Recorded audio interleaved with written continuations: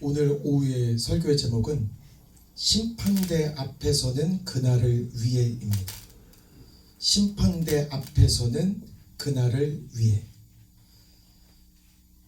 2007년 7월입니다. 제가 성령을 받고 변화되기 시작하면서 믿음의 열정이 뜨겁던 그 어느 날 우리 교회 초빙 목사님이 한 분이 오셨습니다. 그래서 기도를 하면 하나님의 응답을 직접 받아서 입으로 대언을 해주시고, 또 방언받은 사람이 있다라면 어떤 방언인지 통변을 해주시고, 앞으로의 믿음을 어떻게 해야 된다라는 신앙 상담을 1대1로 해주시기 위해서 교회에 초빙되어 오신 목사님이었습니다. 그래서 예배를 다 드린 후에 1대1로 상담을 받기 위해서 친교실에서 기도를 받고 상담을 받는 그 순간이 있었습니다. 그래서 전 성도는 교회에서 기도하면서 목사님과의 1대1 그 만남을 차례차례 기다리는 그 순간이 있었습니다. 처음에는 내가 이제 막 성령이 충만하고 이제 막 변화가 됐기 때문에 빠르게 이 목사님 만나서 하나님은 변화된 나를 어떻게 느끼실까? 내가 직접 하나님과 이렇게 소통하지 못하기 때문에 목사님께서 나를 안수하실 때에 과연 하나님의 응답은 어떠실까? 이게 너무 궁금했습니다. 분명히 그때 제 열정은 너무나 뜨거웠고, 하나님을 누가 제일 열심히 믿습니까? 라고 이야기했을 때 그건 내가 되고 싶다라는 열정으로 하나님을 믿었기 때문에 기다리는 순간에 뜨겁게 기도하면서 기다리면서 기도하고 있었는데, 제 차례가 점점 다가오자 설레는 게 아니라 덜컥 겁이 나긴 했습니다. 만약에 안수를 해서 기도를 탁 하셨을 때, 영의 눈으로 하나님의 눈으로 나를 딱 바라보았을 때, 내가 지금 섬기고 있는 이 모습이 하나님의 기준, 하나님의 잣대 못 미치면 어떡하지? 혹은 나만 알고 있었던 나의 죄성을 하나님의 시선으로 보아서 이 목사님까지도 알게 되면 어떡하지? 이건 아무도 모르는 나만의 죄인데 하나님은 다 아시는데 이 목사님까지 알게 되고 우리 담임 목사님도 알게 되고 내 죄가 낱낱이 드러나면 어떡하지? 제 차례가 점점 다가올수록 진짜 무섭습니다. 저는 하나님 만나면 무조건 축복받고, 하나님 만나면 무조건 좋은 일만 있고, 하나님 천국장치에서 기쁜 일만 있을 줄 알았는데, 하나님의 심판대 앞에 만약에 가게 된다라고 생각을 했을 때 제가 잘했던 게 생각이 난 게 아니고, 내가 이런 걸 많이 못했구나 하는 것들이 하나하나 생각이 났는데, 아마 하나님 앞에 심판대에 딱 가게 되는 그날이 꼭 이와 똑같을 것 같습니다. 오늘의 성경 1절 말씀, 현대어 성경에는 현대인들을 위해서 이렇게 해석을 하고 이렇게 성경을 바꾸어 나왔습니다. 제가 읽어드리겠습니다. 우리가 지금 살고 있는 이 땅의 천막집이 무너지면, 다시 말해서 우리가 죽어 이 육체를 떠나면 하늘에 있는 새로운 몸, 영원한 우리 집을 가지게 될 것입니다. 그 집은 사람의 손으로 지은 것이 아니라 하나님께서 지으신 집입니다. 우리는 이미 이 세상살이에 지쳐 신음하며 새 옷을 갈아입듯 하늘의 몸을 입게 될 날을 손꼽아 기다립니다. 분명히 바울은 하늘의 몸을 입게 되는 그 어느 날이 올 거고, 이 땅에서 우리는 심판대 앞에 가기 위해서 손꼽아 기다리면서 십자가 앞에서 날마다 죽어야 되고 날마다 하나님을 기쁘게 하기 위한 삶을 살아야 한다라고 우리에게 힌트를 주셨습니다. 그리고 오늘 말씀 9절을 잠깐만 보면, 우리는 몸으로 있든지 떠나든지 주를 기쁘시게 하는 자가 되기를 힘쓰노라. 신앙생활을 할 때 바울은 하나님을 기쁘게 하려면 조건으로는 힘쓰노라 라고 이야기합니다. 하나님을 기쁘게 하기 위해서는 힘쓰노라. 그냥 왔다가 그냥 가는 신앙생활은 힘쓰는 게 아니라 진짜 우리가 성도로서 하나님을 기쁘게 하려는 기반 조건에는 하나님을 기쁘게 하기 위해서 힘쓰노라. 그리고 제가 힘쓰노라보다 더 좋은 원문을 발견했는데, 힘쓰노라의 헬라어 원문을 보니까 아스코라고 써져 있는 모습을 보는데 확실히 의미 전달이 더 강했습니다. 이 아스코의 의미는 부단히 연습하고 악착같이 노력하고 이를 악물면서 야심차게 견디고 노력한다라는 말이 있었습니다. 아스코란 말은 그냥 힘쓰노라 보다는 부단히 연습하고 부단히 노력하고 악착같이 노력하고 이를 악물고 참고 견디고 기다리며 노력하는 모든 것들을 아스코라고 이야기합니다.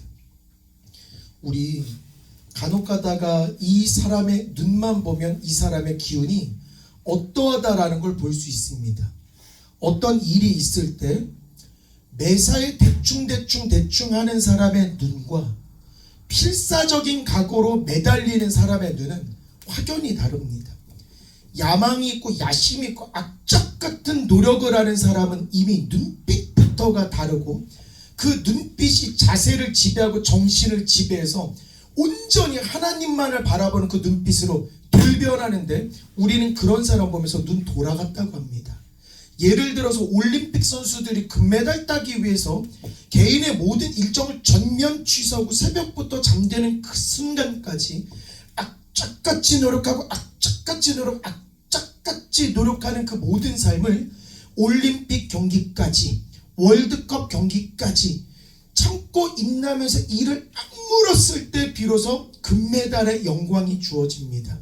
그리고 성공하는 사업가의 눈빛을 보면 흐리멍텅하지 않습니다. 그리고 내 육신의 소욕을 따라가지 않습니다.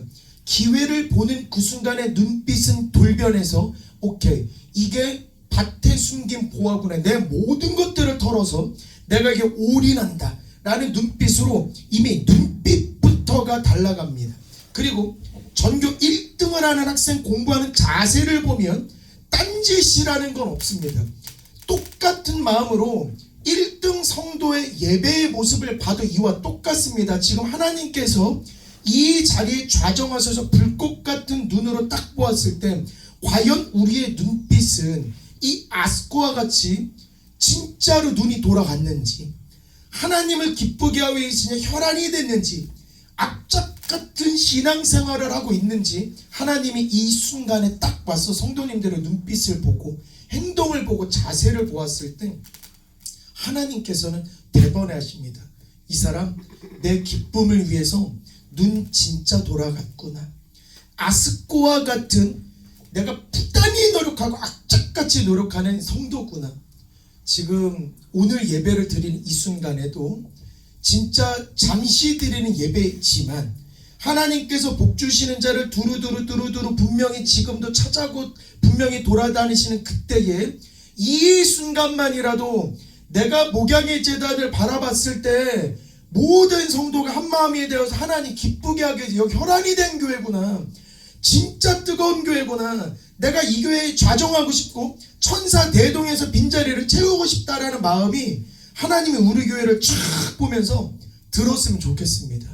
그리고 분명히 우리가 조금 믿건 나중 믿건 분명히 우리 모든 사람은 하나님의 심판대 앞에는 분명히 서게 됩니다.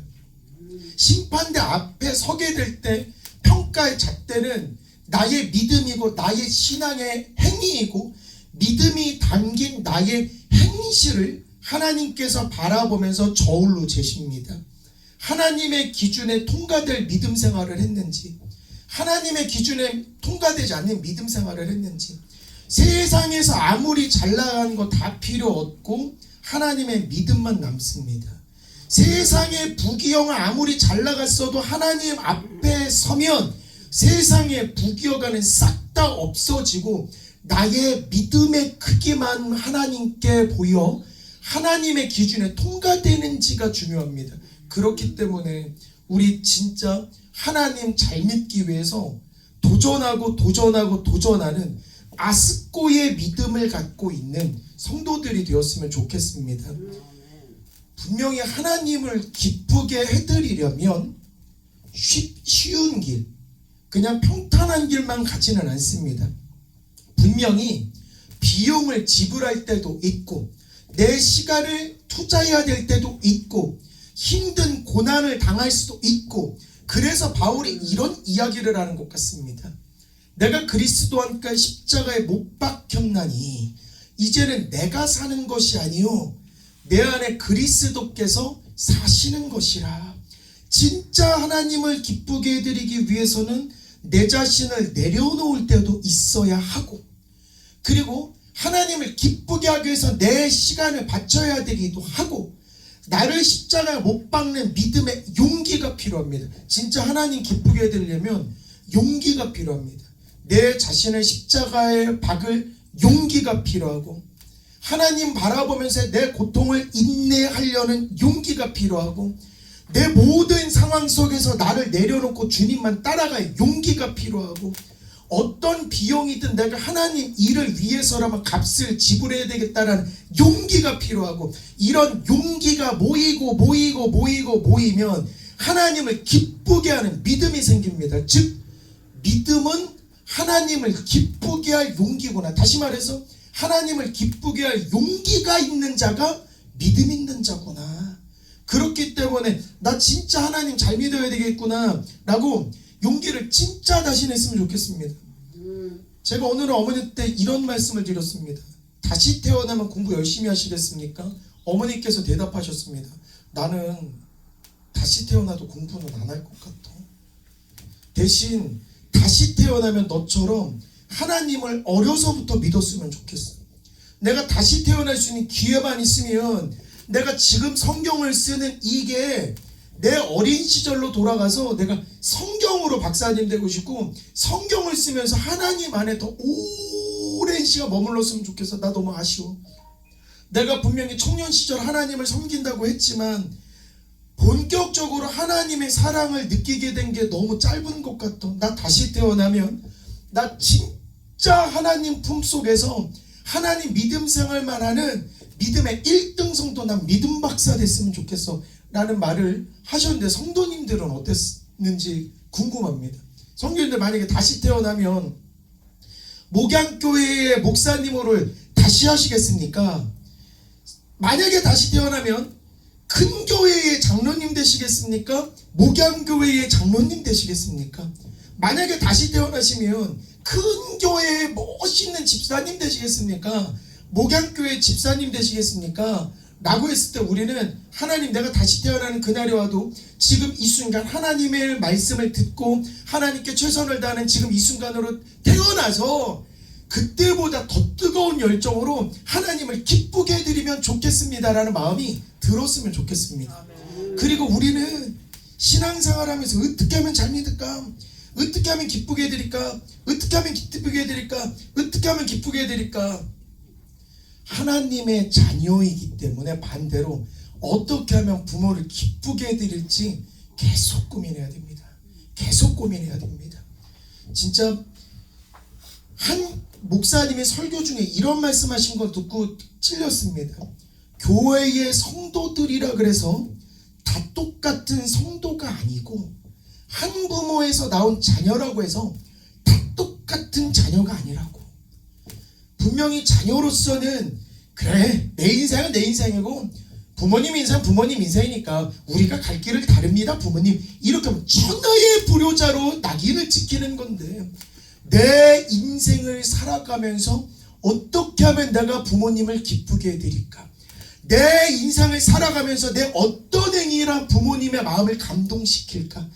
나는 내게 주어진 인생을 살아가면서 삶 속에서 내가 어떤 거를 할 때 부모님이 좋아하실까를 생각하면서 생각하는 그 자녀야말로 부모의 기쁨이 되는 참된 자녀이고, 내가 어떤 일을 하든지 이런 행동을 했을 때 부모님이 좋아하시겠구나를 생각하는 그 성도가 부모에게 효도하는 자녀가 되는 것이죠. 그렇기 때문에 이 말씀 하나는 하나님 심판대 앞에 가는 그날까지 요 한마디는 꼭 기억했으면 좋겠습니다. 아, 이렇게 하면 좋아하시겠구나. 혹은 어떻게 하면 좋아하실까? 이렇게 하면 좋아하시겠구나. 어떻게 하면 기쁨을 드릴까? 이렇게 하면 기쁘시겠구나. 이것을 행동으로 옮기는 게 용기이고, 그 용기 있는 그 행위는 곧 하나님께서는 믿음이라고 이야기를 하시는 겁니다. 제가 아내랑 대화를 나누면서 의아한 게 있습니다. 아내는 수줍음도 많고 사람들 앞에 공개되는 걸 별로 좋아하지 않는데 어떻게 해서 학생회장을 했대? 어떻게 해서 피아노 대회를 나갔대? 어떻게 해서 그림을 그리기 시작했대? 그런 얘기를 했습니다. 오빠, 내가 살아보면서 우리 엄마 아빠가 고생을 좀 많이 하더만. 근데 내가 피아노를 띵똥띵똥 칠 때 부모님이 좋아하시더라고. 내가 그림을 그릴 때 좋아하시더라고. 그리고 오빠, 나는 이렇게 나서는 거 별로 좋아하진 않는데 우리 엄마는 자모회장 되는 걸 좋아하는 것 같아. 엄마가 그걸 더 좋아하는 것 같아. 엄마가 더 좋아하는 것 같으면 내가 회장이 돼야 되잖아. 그래서 내가 욕심을 냈던 것 같아. 맞아. 쉽게 생각해서 내가 회장이 되고 싶어서 회장이 된 게 아니고, 내가 피아노를 치고 싶어서 피아노를 친 게 아니라, 내가 그 행동을 하면 엄마가 좋아했고 좋아하는 모습을 보니까 아하, 내가 이렇게 해야 되겠구나 노력을 했었던 것 같아. 즉 자녀로서 내가 부모를 기쁘게 해드리기 위해서 회장했었던 것 같고, 피아노 그렸던 것 같고, 그림 그렸던 것 같아. 이처럼 내가 비록 내 안에 부끄러움이 많이 있지만 머릿속으로 생각을 해보니까 내가 사람 앞에 나설 때 우리 부모님께서 좋아하시겠다라는 생각이 들었고, 그것을 행동으로 옮기는 그것은 일단 용기인데, 그 용기가 모이고 그 방향을 하나님께로 틀면 아하, 이게 믿음이 되는 것입니다. 즉 살면서 오로지 하나님께로만 기쁨을 드리고 하나님께로 헌신을 하려던 사람, 이것만 바라보면서 주님 심판대로 걸어가겠습니다 하는 그 사람에게 세상의 부귀영화가 무슨 소용이 있겠습니까?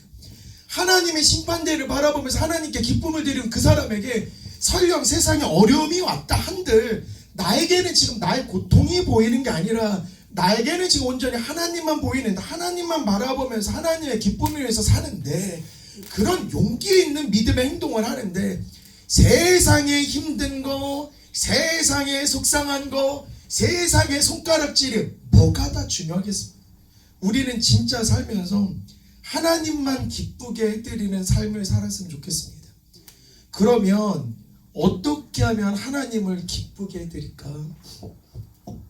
하나님을 기쁘게 해드리는 사람이 되어야 됩니다. 먼저 잘 믿는 행위를 하기 전에 그 사람 자체, 그 사람 인격 자체가 하나님이 보기에도 쫙 좋은 사람, 인격을 갖춰야 됩니다. 그러면 하나님은 어떤 사람을 보면 기뻐하실까? 부모가 자녀를 볼 때 어떤 자녀를 볼 때 기뻐할까? 정답은 나와 있습니다. 와, 나랑 똑같이 닮은 자녀, 내 뜻대로 행하는 자녀, 나의 형상을 그대로 닮은 그 자녀, 얘 모습을 보면서 흐뭇함을 느끼는 그 하나님의 마음이 성경에도 나와 있습니다. 분명히 하나님께서는 다른 만물들은 말씀으로 지으시면서 우리 인간을 지을 때는 나의 형상을 똑같이 닮아 나의 생명을 그대로 받고 능력을 그대로 받아서 이 땅에서 잘 되는 우리의 모습을 하나님께서 쫙 보실 때 흐뭇하다, 진짜 보기에도 참 좋구나 라고 말씀을 하시는 겁니다. 그렇기 때문에 하나님의 소망이 뭘까? 우리가 지금 하나님을 기쁘게 해드리기 위해서 믿음 생활을 하지만 하나님께서 우리에게 원하시는 그 소망이 뭘까? 라고 하면 부디 나와 같은 형상으로 나를 기쁘게 하는 자녀가 되었으면 좋겠다. 내가 나와 똑같은 형상으로 너를 만들었으니 나랑 똑같은 모습을 띄었으면 좋겠다. 하나님께서는 우리가 예수님 닮기를 원하시고 예수님의 형상으로 살기를 원하시고, 그리고 우리가 그 예수님의 형상을 따라서 살아갈 때 하나님께서 우리를 보기에 좋았더라. 근데 하나님 보기에 좋으시면 따라오는 축복이 있습니다. 이건 자동으로 따라옵니다. 생육하고 번성하고 충만하고 정복하고 다스리라.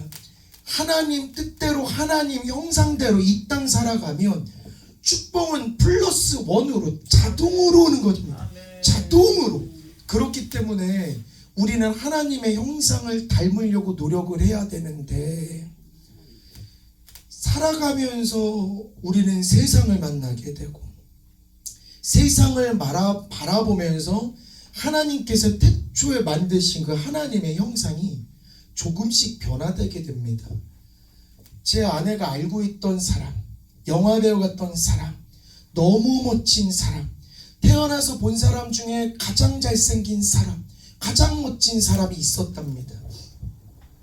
분명히 젊은 시절 꽃과 같은 외모로 영화배우와 같은 모습이었는데 술을 만나게 됐고 술에 찌들게 되었고, 술에 찌들면서 지금의 인상은 확 달라졌는데 이를 역변이라는 이야기를 하면서 웃었습니다. 분명히 오빠 역변의 대명사가 됐어. 술에 찌들어서 그런지 얼굴이 흘러내리더만. 옛날의 모습은 온데간데 없고 술에 찌들어서 얼굴이 흘러내리는데 오빠 역변됐어. 진짜 우리의 행동, 우리의 생각, 우리의 믿음, 이 모든 것들은 우리의 얼굴, 우리의 행실에 묻어나올 수밖에 없습니다. 진짜. 그리고 오늘 오면서 재밌는 글을 하나 봤습니다.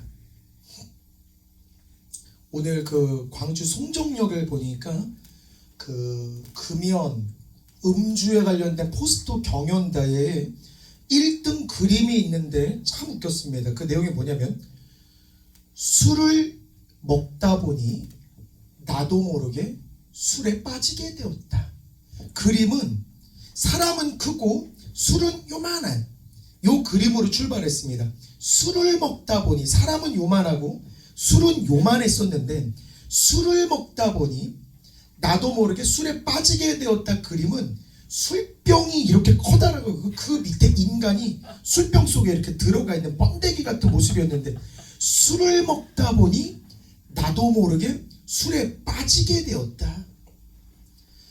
다시 한번 말씀드리면 우리의 행동, 우리의 믿음, 우리의 생각은 곧 얼굴에 드러나게 됩니다. 그렇기 위해서 우리가 진짜 하나님이 만드신 태초의 모습을 회복하려면 우리는 부단히 예수님 닮으려고 노력해야 됩니다. 진짜 주님을 닮으려고 노력해야 됩니다.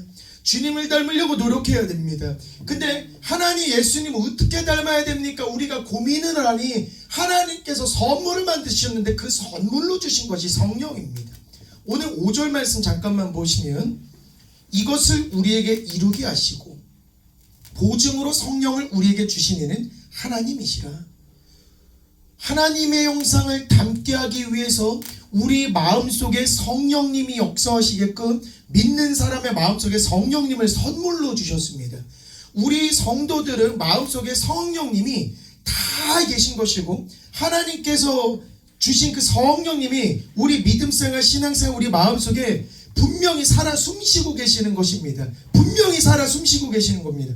분명히 성령님께서 역사하시고 성령님이 활동을 하시면 우리는 하나님의 모습을 닮은 형상으로 자연히 변화되는 것인데, 분명히 성령님이 내주하고 계시는데 성령은 우로하려고 하시는 그것들을 따르지 아니하고 내 인간의 욕망, 육신으로 내가 좌하게 되면 성령과 나는 분리가 되는 삶을 살게 되는 것입니다. 성령은 보기에 좋았더라라고 하나님의 인정을 받는 말씀이 분명히 있는데, 성령이 원하시는 그 길이 아니라 성령과 정확히 반대되는 그 길로 가면 역변의 그 길입니다. 하나님께서 분명히 만드셨을 때 참 보기에 좋았구나, 좀 이렇게 내가 만들어도 멋지구나, 진짜 든든하고 너무 예쁘고 너무 예쁘고 너무 예쁘고, 다시 심판대에 근 역변된 아들을 만약에 보게 된 순간 하나님이 놀라실 것부터 빨리 생각하셔야 됩니다. 내가 어떻게 해서 내 형상 그대로 만들었는데, 내가 너 만들 때 내가 내 생명을 불어넣어가지고 내가 어떻게 만들었는데, 내가 어떻게 만드는데 세상의 소욕에 해서 얼굴이 녹아내립니다. 신앙이 녹아내리고 추한 모든 것들만 하나님께 드러나 죄인된 모습으로 터덕터덕 누더기를 걸쳐서 하나님 심판대 앞에서 벌벌벌벌 떨면서 하나님 벌 주는 그는 너무 무섭습니다. 벌벌벌벌 떠는 그 아들의 모습을 보면 하나님 옥장 무너지실 것 같습니다. 지금 이 순간이라도 하나님, 내 안에 성령님을 성령으로 선물로 주신 하나님, 진심으로 감사합니다. 하나님, 내가 소욕이 너무 약하니 하나님 성령이 강하게 역사하셔서 나 모든 것들을 내려놓고 온전히 내 안에 그리스도만 살아 역사하게끔 하옵소서. 하나님, 내가 숨쉬는 그날까지 행동하는 그날에 하나님만 바라보면서 성령님의 뜻 따라 행동하는 하나님의 사람, 하나님의 형상으로 거듭나서 심판대 앞에서 하나님이 내 모습을 보면서 만든 그때도 보기에 좋았지만 지금 내게로 또한 지금의 모습도 참 보기에 좋았더라 하는 평가를 받았으면 좋겠습니다. 진짜 예수님을 바로 믿고 예수님을 진짜 제대로 믿은 사람은 신앙의 연수가 올라갈수록 전형적인 예수님의 모습을 띠는 것 같습니다. 그리고 신앙의 연수가 길어질수록 어떻게 하면 예수님 하나님을 기쁘게 할까, 어떻게 하면 하나님을 닮아갈까, 이것을 고민하고 있기 때문에 전형적인 하나님의 형상, 전형적인 예수님의 형상으로 변모되는 것입니다. 그렇기 때문에 신앙생활 정말 바로한 사람과 같이 있을 때 편안함을 느꼈다. 이 사람 참 좋은 것 같다. 이 사람 진짜 좋은 사람인 것 같다. 이 사람과 있으면 뭔가 은혜 받는 것 같다 하시면 예수님의 형상을 그대로 닮아있는 사람인 것입니다. 그렇기 때문에 우리 진짜로 하나님, 내 안에 성령님 역사하여 주시옵소서. 성령은 우리로 하여금 예수님처럼 사랑하게끔 우리를 바꿔주십니다.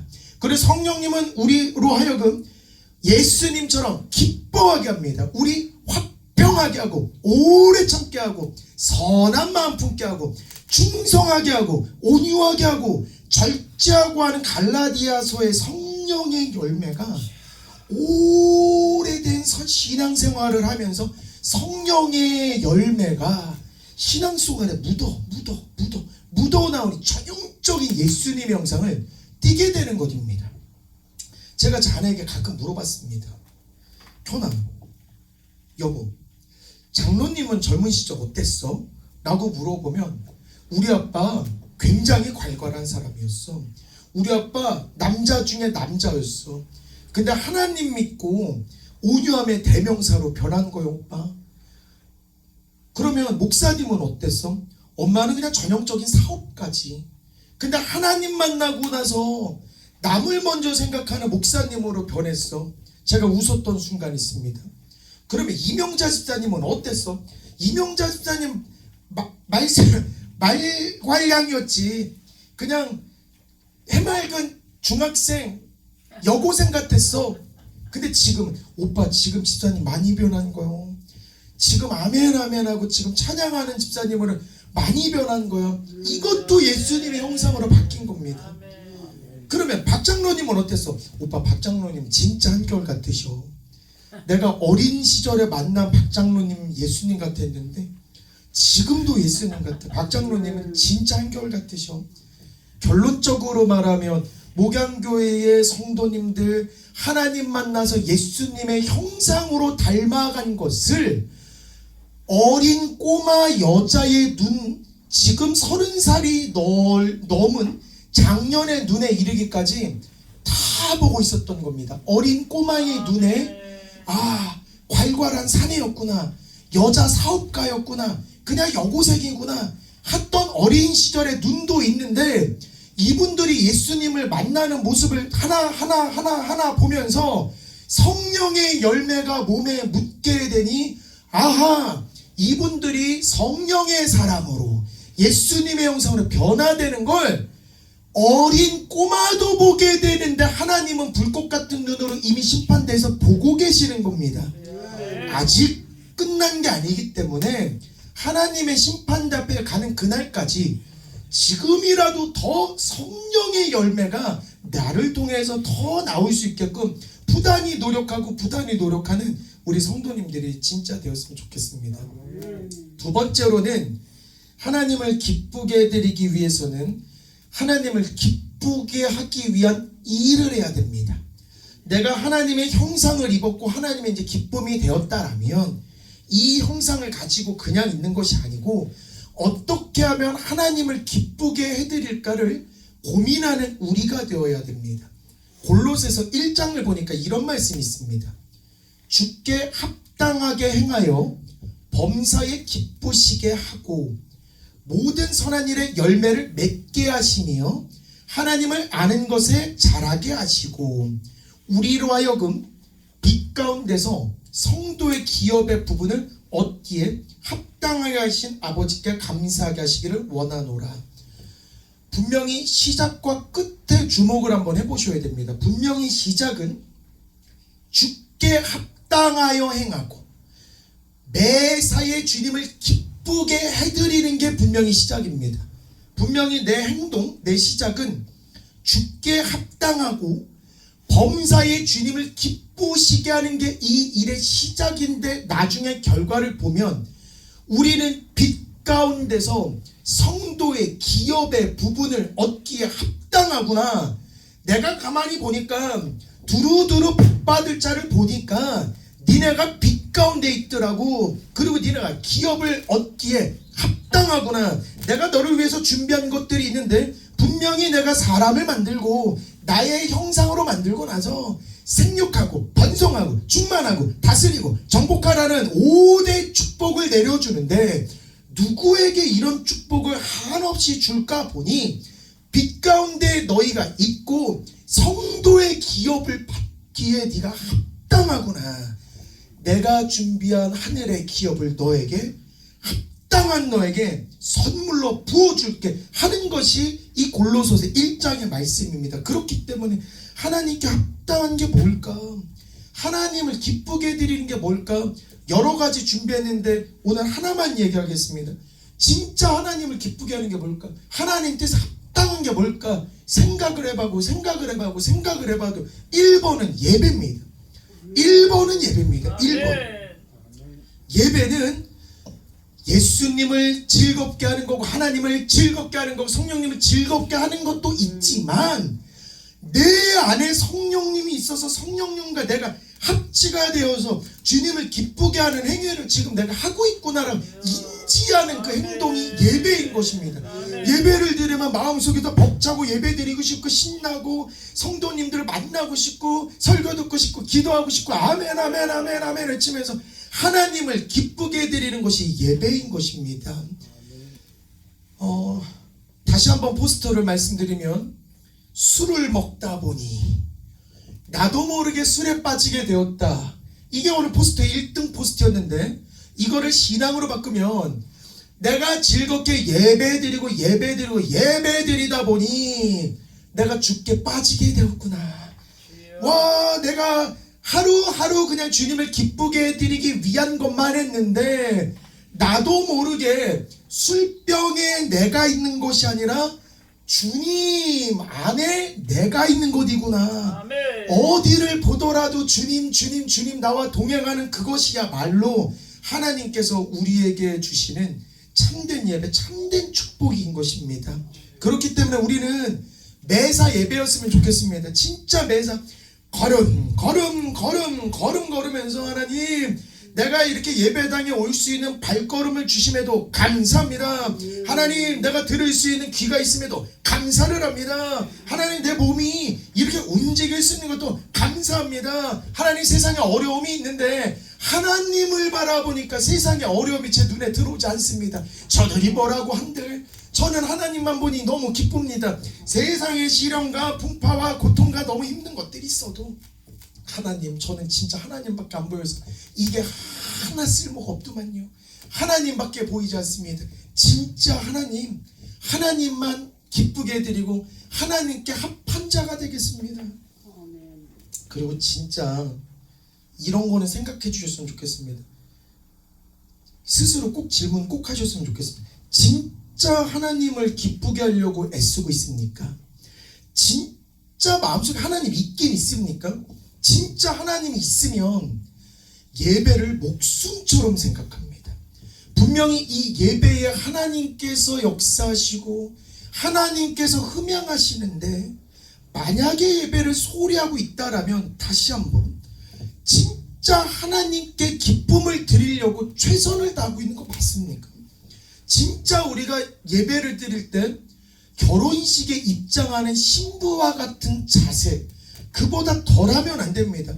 우리가 결혼을 할 때도 신랑 앞에 잘 보이기 위해서 몇 주 전부터, 몇 달 전부터 준비하고 살 빼고 치장하고 준비하고 살 빼고 치장하는 그 과정을 겪는데, 하나님께서 신랑 되신 예수님께서 쫙 기다리고 계시는데 허름한 누더기 입고 얼굴은 역변돼가지고 술병 하나 들고 취해가지고 그냥 대충대충 온다던가, 더 최악은 아예 오지도 않는다던가. 분명히 결혼식인데 신부는 어디 가고 신랑만 덩그러니 남겨져서 만약에 기다리고 있다라면 이건 큰일 나는 겁니다. 그렇기 때문에 이제부터 우리의 예배는 신부된 성도로서 신랑 되신 예수님을 만나는 그 길인 것입니다. 그렇기 때문에 주일엔 다 일어나서 머리끝부터 발끝까지 나 신랑한테 잘 보이기 위해서 치장도 하고 얼굴에 붕도 좀 바르고, 하나님 나 이 옷을 입으면 하나님 기쁘게 해드릴 거야, 그러니까 좋은 옷도 입고, 하나님 내 생각도 주님께서 하시기 때문에 내가 진짜 누구 미워하지 않고 욕심내지 않고 오로지 하나님 같은 생각만 하면서 하나님의 형상으로 나아가겠습니다. 그러면서 하늘의 나팔 소리가 짠 짜잔 짠 짜잔, 이게 교회 오는 내내 내 영이 듣고 있는 겁니다. 교회 앞에 착 하고 교회에 착 앉아서 들을 때 예수님과 내가 부부로서 하나가 되고 최고의 신부로 거듭나는 순간입니다. 그리고 하나님께서는 분명히 예배할 때도 이런 말씀을 하셨습니다. 저는 이게 계속 고민입니다. 궁금합니다. 두세 사람이 모인 곳에 하나님께서 함께 하신다. 그 말은 두세 사람이 아니라 만약에 혼자서 예배를 드리면 이상하네. 분명히 혼자 기도하고 혼자 찬양하고 혼자 예배를 드려도 하나님께서 받으실 것 같은데, 왜 성경에는 두세 사람이 모인 곳에 나도 함께 있느니라. 근데 이걸 고민하다 보니 장작의 비유가 떠올랐습니다. 맞다. 만약에 불을 때우는데 불이 하나가 있는 것과 쉽게 꺼진 이 불과 수많은 장작들이 모여서 불과 불이 만나서 횃불이 됐을 때 파괴력이 다르구나. 만약에 불을 기쁨이라고 한다면 나 혼자 드리는 것도 물론 예배이고 하나님이 물론 기뻐하시고 하나님께 노력하려는 행위는 맞는데, 분명히 대한민국 전 세계 모든 교회는 정해진 시간과 정해진 장소에서 하나님을 찬미하고 하나님을 예배하자라고 약속을 정한 게 예배 시간입니다. 정해진 시간도 있고 정해진 공간도 있고, 그 곳에 하나님께서 불을 쫙 했을 때 성령이 역사하고 불이 역사하는 확률이 혼자서 그냥 최선을 다하는 것도 물론 안 드리는 것보다는 낫지만, 하나님께서 기뻐 받으시는 예배는 뭘까 생각해보면 두세 사람이 모인 그곳, 20-30명이 모인 그곳, 200, 300이 모인 그곳에 모여서 하나님을 기쁘게 하는데 혈안이 되는 것, 이겠구나. 그렇기 때문에 우리는 진짜 모여서 힘써서 진짜 예배 드리려고 노력하는 우리 교회 됐으면 좋겠습니다. 우리 교회만 보더라도 코로나 시절에 오전 예배는 꾸준히 드리다가 어느 날 목사님께서 오후 예배도 드리자, 우리 오전 예배도 드리고 쉬지 않고 오후 예배까지 연속으로 드리는 건 제가 알기로는, 연속해서 연장 2번의 예배를 계속 드리는 건 제가 알기로는 저희 교회가 유일합니다. 제가 알기로는. 이건 전 자랑입니다. 진짜 자랑입니다. 분명한 건 한 번만 드려도 되는 그 예배, 그 뜨거움, 그 그 하나님을 기쁘게 드리는 열망 목사님에게 임해서 우리 이제 오후 예배 드립시다. 오후 예배 드립시다 했을 때 참 감동인 거 우리 교회 성도님 나야 하지 마요. 뭘 그렇게 합니까? 아유 그냥 그 잠이나 자고 낮잠 자고 좀 충전하고 내일을 준비하지 이런 성도 한 명도 없었습니다. 다 아멘하면서 기쁨으로 주님께 예배드리는 우리 교회야말로 하나님께서 찾으시는 신부의 모습이구나. 그리고 고흥의 예배, 고흥의 부흥회도 이제 결정이 됐는데 저도 쟀습니다. 하나님 서울에서 고흥까지 가려면 일단 차로는 힘들 것 같으니까 제가 한번 고속도로를 한번 보겠습니다. 세상에 이게 힘들겠네요. 비행기를 한번 가서 여수공항 갔다가 고흥 가도 오래 걸리고 지도를 찾아보면 도대체 어떤 공간이에요 봤더니 대한민국 남단의 세상 끝에 고흥이 있는데 어머나 세상에 괜히 간다 그랬나? 이거 이렇게 남단 끝일 줄은 몰랐네. 그래서 사실 저도 인간으로서 쟀습니다. 이 갈까? 공 갈까? 아니 지금 바쁘지. 지금 최고 바쁜데. 아니 그래도 공 갈까? 아니 이게 남단 끝이더만 그 밑에 제주도 있는데 아유 못 가지. 근데 분명 그 전날까지는 가지 않으려고 했습니다. 하나님 저 그냥 수업 좀 해야 되겠습니다. 이게 너무 바쁩니다. 결정을 딱 했고 그 다음날 수업을 하기 위해서 강단을 쫙 섰는데 제 앞에 수많은 학생들이 쫙 있고 강의를 하는데 내가 뭐라고 내 강의를 들으려고 이렇게만 학생들이 왔을까? 이건 내 능력이 아니구나. 이거 다 하나님이 보내주신 거고 하나님의 축복으로 나는 얻어먹고 사는 주제에 아이고야 내 몸만 생각하고 내 시간 생각해서 고흥에 있는 부흥의 예배를 내가 계산으로 넣었구나. 아이고야 하나님아 얼렁 잘못했다고 하고 집에 가서 고흥 가겠다고 선언해야 되겠다. 아내가 듣자마자 난색을 표합니다. 제 어머니께 얘기하자마자 난색을 표합니다. 오빠 그 남단 끝이요. 나는 안 갔으면 좋겠는데. 오빠 몸 생각해. 오빠 이제 40이요. 이제 생각했으면 좋겠는데. 어머니도 안 갔으면 좋겠는데. 힘들 것 같은데. 책 걸고 가는 거 너무 오버한 것 같은데. 딱 한마디에 두 사람 모두가 공감했습니다. 내가 만약에 고흥을 가게 되면 하나님이 기뻐하실 것 같아 안 기뻐하실 것 같아 뒤에 말도 안 했습니다. 오케이 가는 게 맞겠다. 그러면 고흥을 가는 것을 하나님이 기뻐하시는 거라면 해야지. 인간적으로 인간의 몸을 육신을 걱정할 수는 있지만 그래 가기로 결심한 거 동의할게 기도할게 그러면서 아하 하나님을 기쁘게 할 때 축복이 쏟아지는 걸 알고 있구나. 목사님 분명히 여러 번 이런 저런 이곳 저곳에 다니면 분명히 다리도 피곤하고 육신도 피곤하고 세상에 광주에서 고흥도 먼데 목사님 가기로 결정했는데 옆에 집사님도 저도 가겠습니다. 집사님 나이가 더 많은데 저도 가겠습니다. 장로님 나이가 더 많은데 저희도 가겠습니다. 하는 이 모든 것들이 기다리고 있는 예수님, 신부를 기다리고 있는 그 예수님, 그 예수님을 충만시키고 기쁘게 해드리기 위해서 내 육신은 십자가에 못 박아두고 내가 힘들 건 뻔한데 내가 돈 들어갈 것도 뻔하고 내 육신이 피곤할 것도 뻔한데 어디 내게 보입니까? 내 거 보지 아니하고 온전히 하나님만 보면서 고흥이 웬 말입니까? 고흥보다 더 끝, 남단의 더 끝.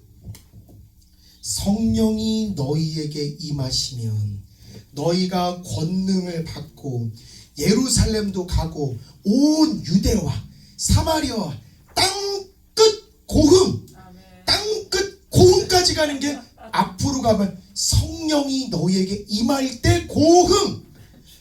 성령이 임한 사람들은 세상 끝이 어디든 지도의 남단 끝 고흥이 어디든 일단은 갑니다.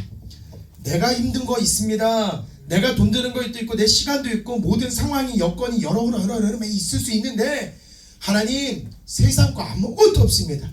온전히 하나님만 기쁘게 해드리고 싶습니다. 그러니까 로마에서에서 이런 말씀도 하는 것입니다.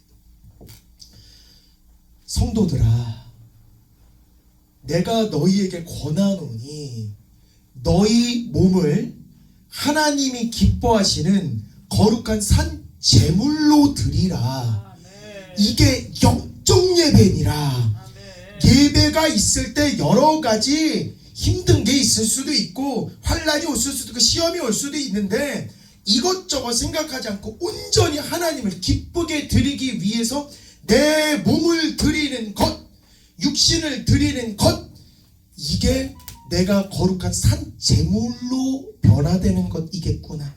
이 예배가 비로소 영적 예배이고 하나님을 기쁘게 드리는 예배가 되는 것입니다. 그래서 오늘 성도님들께 마무리로 두 가지는 하나님을 기쁘게 하는 것. 첫 번째는 하나님이 기뻐하시는 사람이 되었으면 좋겠고, 두 번째로는 하나님 형상을 닮은 사람으로서 하나님을 기쁘게 해드리기 위한 행동에 집중을 하는 우리 성도님들이 된다라면 하나님께서 우리 목양교회를 쫙 바랐을 때 흐뭇하고 아주 마음 뿌듯하고 태초에 만들 때도 보기에도 참 좋았는데 심판대 앞에서 다시 만난 너희를 보니 지금도 보기가 참 좋았다라고 하나님께서 칭찬해 주실 것 같습니다.